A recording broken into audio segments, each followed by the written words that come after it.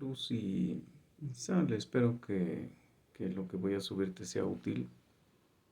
Pienso comentarte después de mucho tiempo que, bueno, acabo de tomar otra materia que se llama Filosofía y Epistemología de la Educación. Entonces, voy a subirlo esto al canal. No sé si la institución me autorice que lo vean los alumnos. Pero de todas maneras, yo le comentaba a los jóvenes que además son de nuevo ingreso, es una licenciatura que se llama educación, entonces como que sería útil que ellos vieran de manera más extensa y más amplia todos estos conceptos, aunque voy a tratar de cortar un poquito ideas y a lo mejor hago 2 o 3 videos. Pero bueno, lo dejo en las manos de Dios. De entrada el título Filosofía y Epistemología por el inicio que tuve en la clase primera, que era como más abrir el costillar de la asignatura y todas las estrategias que maneja la institución. Bueno, pues no me fue como más liberesca mi clase, como me hubiera gustado a mí entrar, que era profundizar con el concepto de filosofía. Y ahorita mi cabeza lo está destrozando en muchas formas. Entonces, es que son dos, incluso son dos categorías de análisis que uno podría tomar para dar una conferencia de mucho tiempo, ¿no? Pero bueno, voy a tratar de hacerlo lo más entendible, pero muy, muy explícito, esperando que las condiciones Dios las ponga en orden para que se pueda grabar, ¿no? Bien, la idea de la filosofía, de entrada, primer categoría, así se llama la materia, filosofía y epistemología. La categoría epistemología es muy complicada. Cuando uno quiere entenderla desde el sentido común, parece que la persona o el filósofo o el quehacer de la filosofía es saber todo, tener respuestas que intelectualmente pocos entiendan, tener palabras que casi nadie utilice, decir cosas que prácticamente solamente entre los filósofos entiendan y hacer que los demás nos sintamos culpables por no saber. Incluso esto lo uso cuando hablo de la intelectualidad, cuando Gramsci dice que todos somos intelectuales. Bueno, acá yo te diría todos somos filósofos, ¿no? Porque en realidad cuando tú crees que ser filósofo es ser experto en conceptos o palabras extrañas o en formas de pensamiento y demás, pues no, no es cierto. De hecho, la filosofía no nació así, ¿no? ¿Dónde nace la filosofía y cómo podemos decir que hay filosofía? Bueno, la filosofía nace obviamente en el mundo secular. Recuerda que cuando yo subo cosas a mi canal, a diferencia de cuando estoy en la escuela, no tengo que distinguir, perdón, no tengo que hacer como que no existe Dios, ¿no? Acá puedo decir claramente, en el mundo secular nace la filosofía, porque la filosofía es un grito desesperado del humano para tratar de encontrar respuestas cuando no hay Dios o cuando sus dioses no tienen la explicación, ¿no?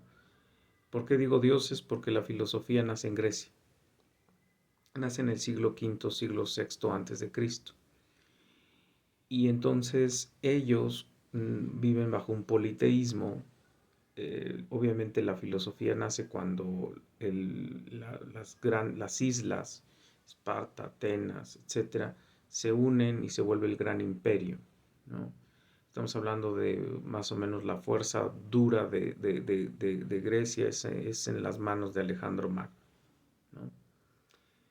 Alejandro Magno es educado por Aristóteles y a Alejandro Magno se le dice destruye todo lo que quieras menos la cultura.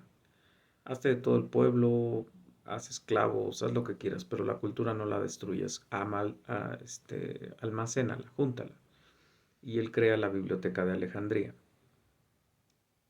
La biblioteca de Alejandría es destruida por los pueblos bárbaros, es decir, por lo que hoy conocemos como vikingos o germánicos, y pues destruyen la biblioteca de Alejandría, donde se dice que ya existían elementos como la curvatura de la Tierra, las medidas entre la Luna y la Tierra, la rotación, las estaciones, cuestiones matemáticas, ¿no? Porque se habían traído de muchos pueblos. Entonces, sin hacer mucho la lógica, nace en donde estaban los hombres libres. Los hombres libres no eran personas, ni siquiera hacían trabajos, ¿no? El trabajo era como para los siervos, y había otra función para los esclavos, pero habían siervos y esclavos, que era la diferencia. El siervo por lo menos tenía el lujo de recibir ciertas garantías que el esclavo no tenía. El esclavo era una cosa que se intercambiaba y que dejaba de funcionar y se le podía matar. El siervo por lo menos tenía acceso, en el caso de la servidumbre en Roma y en Grecia y en Babilonia, hay vestigios de que tú tenías acceso a cierto estatus o ciertas garantías de por lo menos tener una casa y tener comida y tener ciertas protecciones dentro de estos espacios, ¿no? No obstante, pues estás al contentillo del rey, y si el rey o el soberano decía que tú ya no eras útil o se fraguaba algo y decían que tú eras culpable, pues tú merecías la muerte, ¿no? O sea, no era tanta garantía. Pero, por ejemplo, en la esclavitud, perdón, entre los siervos babilónicos, pues entraban los intelectuales que en otros pueblos eran más o menos inteligentes, eran de buen parecer, y entonces los incorporaban a esas poblaciones, por ejemplo. Entonces, el hombre libre era el que no hacía nada, o sea, literalmente no hacía nada, lo único que tenía que hacer era pensar. Él estaba dado, en aquel tiempo Grecia estaba entregada a cultos como el hedonismo, como el epicurismo, como el ascetismo, entre otras cosas, ¿no? Pero ellos no tenían que hacer nada laboral, ¿no? Incluso la república ideal era los hombres de oro, plata y cobre. El hombre de oro era el que solamente era el líder, el que solo tenía que pensar. El hombre de plata era el que combatía y el hombre de cobre era el que hacía el trabajo, ¿no? Entonces, la filosofía nace entre hombres libres. ¿Qué hacen estos hombres libres? Tener dudas. Y la filosofía nace como, por eso se le llama la madre de todas las ciencias. Nace preguntando, nace dudando, nace con dudas que podemos llamar los grandes problemas eh, de la humanidad, del ser humano, que es el problema del quién soy, el cuál es mi destino, qué hago en este mundo, qué es el universo, cuál es mi función dentro del universo, de dónde viene el conocimiento, de dónde viene la moral, qué es la moral, qué es lo bueno, qué es lo malo. ¿Hay Dios? ¿Hay dioses? Este, ¿qué es? ¿No? Y entonces de ahí nacen los problemas filosóficos, ¿no? ¿Por qué? Porque de ahí nace la epistemología, que es la segunda categoría que tengo que trabajar en la materia, que ahorita la quiero agarrar así como muy básica. Es epísteme, que quiere decir conocimiento, saber, y logos, que quiere decir palabra del saber. Entonces, cuando tú oyes logos, es la palabra del saber. Ahora, cuando llevas a logos a los estudios matemáticos, pues es aquello que es lógico, que tiene un tratamiento casi matemático, por lo tanto tiene que ser ordenado y organizado por algo que llamamos razón, que lo traduce a un lenguaje que sea comprensible, entendible, si logísticamente comprobable, que ese es otro problema, si logísticamente comprobable. Y, y entonces la epistemología intenta saber qué es verdad, qué es el conocimiento verdadero o qué es la verdad, ¿no? El problema del origen del conocimiento, por ejemplo, que es la nociología, que viene de la palabra nous, que quiere decir conocimiento, saber, y logos, palabra del saber, ¿no? Acá es que, ¿dónde nace el saber? Es decir, nace en el pensamiento, nace en la naturaleza, ya viene hecho. ¿Cómo es que conoces? ¿De dónde viene tu conocimiento? ¿No? Este, el problema, eh, lo que trabajamos en el problema axiológico, que es el problema de los valores, ¿no? Axios es valor, logos, palabra del valor. El problema cosmológico, que es qué es el universo, hasta dónde llega y hasta dónde y qué hago yo aquí. Ese es el problema cosmogónico, ¿no? O sea, ¿cuál es mi sentido de estar aquí? ¿No? El problema del quién soy, que es el problema ontológico, ontos, ser. Y entre otros problemas, estos serían como que los que uno tendría que ver como las grandes torres que tratan de contestarse a lo largo de la filosofía, ¿no? Obviamente no se tienen de todo respuestas acabadas, completas y terminadas. Muchos incluso, sobre todo en el ámbito social y humano, cuando no están atravesados por Dios, son teóricos, es decir, son 80-20, 80 especulación, 20 empiria, es decir, ya se han visto en la práctica y se han visto sus resultados, por lo tanto puedo decir que son en esa parte verificables. Pero en sí entonces la filosofía es preguntar, dudar, querer saber, problematizar, no conocer, no llegar con esta capacidad de decir, para todo tengo una respuesta y si no la invento, ¿no? Por eso siempre cuando empiezo mi clase con filosofía, así más como las daba yo antes de entrar acá, pues yo entraba hablando de filosofía y hablando de epistemología y todo este rollo, ¿no? Entonces, pero hay que empezar acá con esta parte, pues, gerencial, ¿no? Son escuelas gerenciales, entonces, hay que entrar con la parte gerencial. Entonces, cuando, cuando te digan que es filosofía en el sentido etimológico, bueno, es filos y sofos. Filos, que quiere decir filios, fidelity, fidelidad, amor, afición, deseo, gusto, gozo, atracción a, y sofos, que quiere decir conocimiento, sofía, que quiere decir saber, saber, conocer. Eso es a grandes, ¿no? El concepto etimológico. Entonces, cuando dices filosofía, es amor a la sabiduría. Entonces, por eso de repente creemos que el filósofo sabe mucho, ¿no? En realidad lo que el filósofo debe de saber es preguntar, porque a partir de la pregunta es como puedes encontrar las respuestas. A medida que más conoces, más preguntas te deben de salir, porque más cosas quedan irresueltas, ¿no?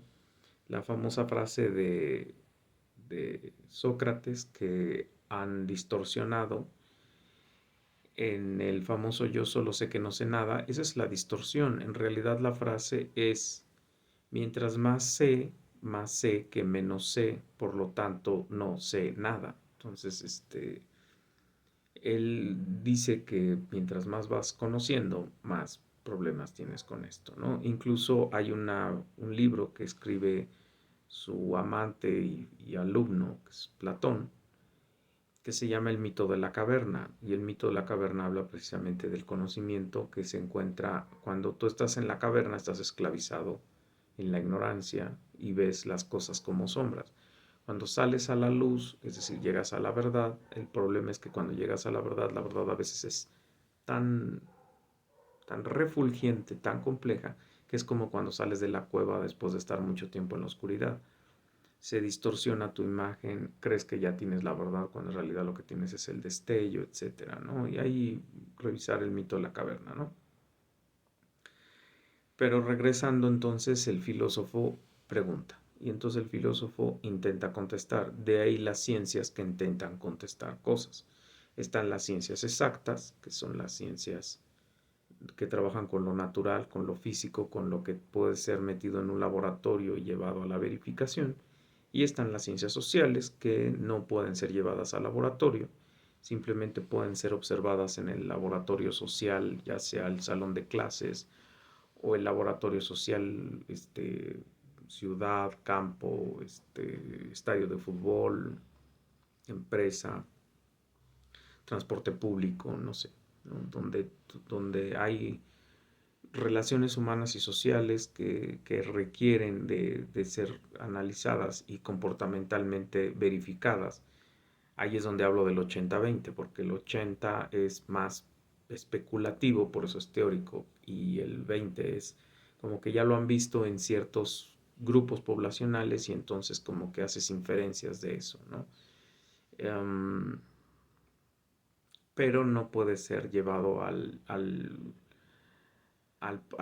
plano de la experimentación como tal, es decir, que todas las veces que tú quieras que un ser humano haga algo, lo va a hacer, porque no es cierto. El objeto de estudio ser humano es cambiante, mutable, transformable, egoísta, hipócrita, este, dirían los psicólogos, busca su propio placer, busca su ego resuelto, ¿no? Entonces, no puede ser llevado a este otro plano. Ahora, um, creo que ahí estoy abarcando la parte de la filosofía. ¿Qué hacemos entonces en filosofía? Preguntamos. ¿Qué, qué hacemos? Preguntamos y hay preguntas fundamentales. La primera pregunta que uno tiene que hacer es ¿qué? Cuando uno dice qué, uno está partiendo de la pregunta fundamental de todo. La cosa es cosa hasta que tiene nombre. Cuando la cosa deja de ser cosa, entonces se vuelve objeto. Cuando tú vuelves una cosa objeto, es porque tú lo apropias del lenguaje y entonces le das esencia a la cosa. Um, por ejemplo, ahorita que puedo, o sea, esto es cosa hasta que tú lo llamas pluma. Cuando lo llamas pluma, le atribuyes una serie o bolígrafo, le das una serie de atributos que no tenía y por lo tanto tiene una esencia que no tenía. No es que la pluma se dé cuenta que es pluma, pero tú sí, porque tú eres el ser cognoscente que le da a través del lenguaje un sentido de propiedad. Entonces, ese es el cognos, ¿no? Entonces, ese es el sentido del por qué está y qué tiene que hacer aquí, ¿no? Entonces, cuando tú haces esa pregunta, tú obviamente dotas de sentido a tu realidad, porque tu realidad deja de ser cosa y empieza a ser objeto, y empieza a tener cierto orden en tu lenguaje, ¿no? El niño también, bueno, perdón, esta es la pregunta más pueril que se puede hacer. La otra pregunta que se hace es ¿cómo? ¿No? O sea, la que sigue del qué es el cómo, ¿no? ¿Por qué? Porque esa apela a funciones de los objetos entre sí, ¿no? Una vez que sabes para qué funcionan, perdón, cómo funcionan, entonces la siguiente pregunta es ¿para qué? Y otra pregunta que tendríamos ahí entre el cómo y el qué sería el por qué, ¿no? Que la pregunta por qué se resuelve en la metodología aristotélica y esa es la respuesta de la causa y el efecto. Cuando haces estudios de investigación hay dos ramas que se desprenden de investigación. La investigación aristotélica y la investigación galileana. En la investigación galileana haces interpretaciones de los objetos y de las cosas. En la investigación aristotélica determinas las causas por las cuales las cosas son como son. Recuerda las 4 causas que maneja Aristóteles, que después las recupera Aquino para explicar a Dios, ¿no? Entonces, a grandes rasgos, eso sería la filosofía. Ahora, ¿qué sería la epistemología? Porque habría que preguntarse también qué es la epistemología para entender qué tienes que hacer en tu materia. Bueno, la epistemología es la que busca encontrar consistencia a las cosas para que éstas se puedan llamar como verdaderas. Es decir, la verdad no puede ser si no es consistente con la realidad. Ese es un primer principio y eso aplica en lo social, aplica en lo biológico, aplica en lo cultural, aplica en lo... El problema es que el ser humano tiene dos naturalezas. Tiene una naturaleza biológica y una naturaleza social, ¿no? Entonces la naturaleza biológica, obviamente sí la puedo llevar al laboratorio, verificar que somos mamíferos de sangre caliente y que tenemos ciertas características antropométricas, genéticas, fisiológicas, físicas, que determinan quién soy, qué estructura tengo, cómo funciono, cómo dejo de funcionar, cómo puedo morir, qué cosas no debo de tomar, comer, ingerir, ver, o estar para que no, yo no muera como un ser biológico, ¿no? Qué cosas sí tengo que consumir, ver, para estar bien. Pero el problema empieza cuando hablamos de cultura, porque el problema es que el ser humano, cuando es un ser social, también se vuelve un ser cultural y se ha vuelto un ser en la posmodernidad relativo y atómico. Todavía hasta los años 50 del siglo pasado, todavía podías hablar de clases o de conciencia de clases o de sociedades o de grupos sociales. Todavía hasta 1980, porque se empezó a caer todo el modelo ideológico llamado socialismo. El socialismo lo único que tiene rescatable es que hablaba de grupos, de masas, ¿no? No hablaba de individuos. El problema hoy es que el relativismo posmoderno habla de individuos e incluso los que estamos leyendo otras cosas, pues ya sabemos que ni siquiera ya somos individuos, ¿no? Ni sujetos, somos usuarios, ¿no? Somos un código aritmético que está metido en boots y que esos boots están diciéndonos qué somos, qué creemos, qué queremos y qué nos gusta y qué no nos gusta. Bueno, entonces la epistemología requiere de una categoría que se llama falsacionismo. En Mardones y Ursúa puedes encontrar este concepto. En las primeras traducciones de Mardones y Ursúa se decía la palabra como falsificación, pero la retradujeron a falsacionismo. Ujú. ¿Qué es el falsacionismo? ¿Cómo funciona el falsacionismo? El falsacionismo dice que toda verdad que tú asumes que es verdad, tú la debes de volver a someter a la experiencia de ver si sigue en vigencia. En el caso de lo social, bueno, pues voltear a los laboratorios sociales en donde se han dado las determinaciones para decir que las cosas son como son. En el caso de lo natural, pues simplemente es irte a lo natural.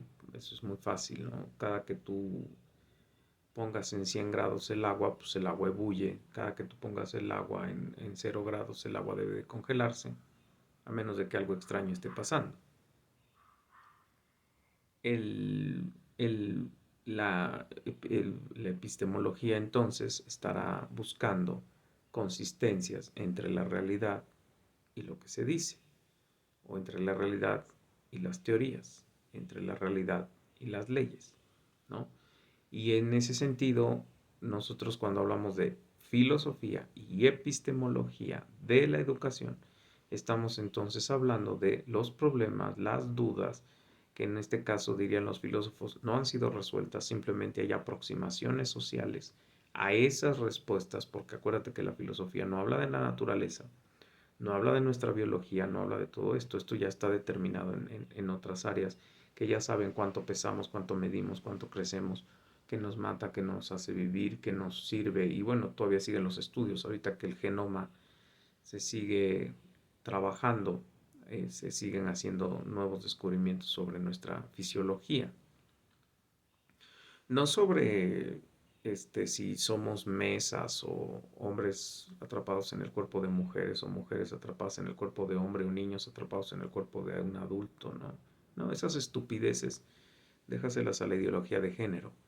No, es el determinar cuáles son las características moleculares que genéticamente pueden evitar una enfermedad, pueden sanar un cáncer, pueden evitar una falta de resistencia a ciertas cuestiones inmunitarias, entre otras cosas, ¿no? Eso es lo que yo te diría que tendrías que ver, ¿no? Entonces, pero la parte cultural social, ahí es donde empezamos con problemas, porque ese es un laboratorio que siempre está pendiente, bueno, perdón, que está dependiendo mucho de la postura del que está observando, ¿no? O sea, el problema acá es que caemos otra vez en el relativismo, en la subjetividad, en lo que a ciertos procesos que no tienen que ver con lo científico les conviene o no conviene decir, ver o no ver, decir que es aunque no es, pedirle a un grupo de especialistas que diga que algo es cierto, hacer que la gente que no tiene ni un peso de cultura, de conocimiento, empiece a repetir frases que suenen convincentes y por lo tanto la gente las repite y las enarbola y las lleva como bandera de vida, ¿no? Por ejemplo, hoy te dicen que es que el tiempo ya cambió, por eso hoy hay homosexuales por todos lados y lesbianas por todos lados. No, no, no, no, no, o sea, no, perdóname. Siempre han habido homosexuales y lesbianas. El problema es que hoy les estamos diciendo que eso está bien y que eso es válido y que eso es que hay que incluso ponerlas en puestos políticos y en cargos públicos. Y eso es una mentira. O sea, ¿cómo pones a alguien que está con una fantasía en su cabeza creyendo algo que no es, que está trayéndole como consecuencia otras secuelas psicológicas como ansiedad, estrés, y demás? ¿Cómo le das un cargo público para que domine a las masas? Es como al rey que decía que le habían dado un traje invisible y que por lo tanto nadie lo veía, pero él traía un traje y el tipo andaba encuerado caminando por la calle, ¿no? Entonces es así de absurdo. Y hoy lo malo es que estamos poniendo a nuestros alumnos en manos de esas gentes, ¿no? Pero bueno, este, cuando hablamos entonces de los problemas irresolutos, filosofía, y cuando decimos que estamos buscando la verdad, epistemología, y cuando decimos de la educación, entonces estamos hablando del fenómeno educativo. Fenómeno, si lo lees desde la visión kantiana; proceso, si lo lees desde la visión práctica, praxiológica o pragmática, o sistémica, ¿no? Porque ahí es donde ya habrían cosas que tendrían que estar interactuando. Fenómeno porque cuando tú lo interpretas desde la estética y desde la razón y esas dos ramas se entretejen en la lectura de lo educativo y dirían los modernos o diríamos los modernos y en la esfera de lo moral, entonces ya habría otra dimensión de lectura de lo educativo, ¿no? No es solamente que te aviento conocimientos y te digo que los hagas allá afuera, ¿no? Sino te busco conocimientos que además estén basados en una moral, y esa moral obviamente para los que no son cristianos pues hay que buscarlo en alguna constitución o libro o cosas así, pero para los que somos cristianos pues no tienes que irte a muchos lados, ¿no? Nada más te agarras a leer tu Biblia, pero sí basado en una moral, ¿no? Entonces, la educación puede ser un fenómeno, otra vez, estético, epistemológico y moral. Esa triada que dice Habermas que se rompió cuando tendría que estar unida. Yo estoy de acuerdo con eso. Este, y el, y en proceso, porque hay uno que enseña y uno que aprende, ¿no? El que enseña es un sujeto que no es que él sea experto en sí mismo, sino es experto mientras que la otredad le llama experto. Si la otredad no lo llama experto, él no puede ser experto. O sea, no puede a nadie le vas a enseñar nada que no quiera aprender, para decirlo de otra manera. Por otra parte, el aprendiente es aquel que está legitimando, obviamente buscando y legitimando a los expertos. ¿Qué hace el aprendiente? Abre 6 canales de comunicación y decide que una persona tiene el grado de experto y que por lo tanto de él quiere aprender. Yo les pongo el ejemplo en mis clases de los noviazgos, ¿no? O sea, el novio no es psicólogo, pero logra que las muchachitas hagan cosas que no habrían hecho antes o que según ellas, bajo su moral o sus códigos o sus roles y funciones no hubiesen hecho y logran que lo hagan, ¿no? Y los hombres de igual manera, ¿no? Cuando tenemos problemas de identidad y de fortaleza y tenemos madres destructivas, pues obviamente si llega una mujer que nos somete, pues nos sometemos y de repente volteamos y decimos, pero yo ¿cómo es que estoy haciendo esto? Pero no lo dejas de hacer, ¿no? Entonces, habría que verificar que con el aprendiente, ¿no? Porque cuando nosotros legitimamos a alguien que nos eduque, ese alguien que nos educa nos está dando forma, nos está diciendo cómo formarnos y nosotros estamos aceptando eso bajo una voluntad voluntaria, válgame la expresión, o sea, yo estoy decidiendo que sí, que lo que me estás diciendo es bueno, válido y verdadero y que lo que me estás pidiendo que yo haga es bueno, válido y verdadero. Entonces, por lo tanto, lo asumo. Y en ese proceso, obviamente, se están jugando las preguntas sin resolver, que son las filosóficas, y las aproximaciones epistemológicas, que en el caso de lo natural es sí o sí, en algunos casos, porque también ya se han comprobado unos sí o sí que no son ciertos, pero no se hacen los cambios. Por ejemplo, el evolucionismo, ya sabemos muchos a partir de los estudios genómicos que es una mentira, es absurdo, totalmente absurdo el evolucionismo. Sin embargo, a los niños les siguen diciendo que son changos sin cola, ¿no? No que son una especie aparte, porque obviamente si tienes que sacar de la ecuación a Dios, el único que te puede decir no, no eres un chango sin cola es Dios, ¿no? Pero es más fácil creer que somos changos sin cola, que el azar y que la casualidad nos creó, a decir no, no fue la casualidad, fue un ser inteligente, mucho más inteligente que cualquiera de nosotros y con una mayor capacidad y energía que hace que todos los días el universo exista, lo ordena y permite que no caigamos en caos. Pero eso es más complicado. A la gente, como le metieron la idea de que hay que hacer la escuela secular, laica, y hay que matar a Dios en cuanto al conocimiento, porque Él nos hace pueriles, entonces andamos buscando respuestas más pueriles que las de Dios.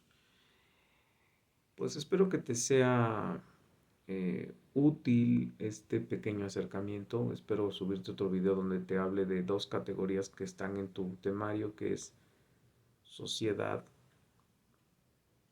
y cultura, que es muy complicado también de analizar. Y quisiera ahí ahondar un poquito más con la educación. Luz y sal.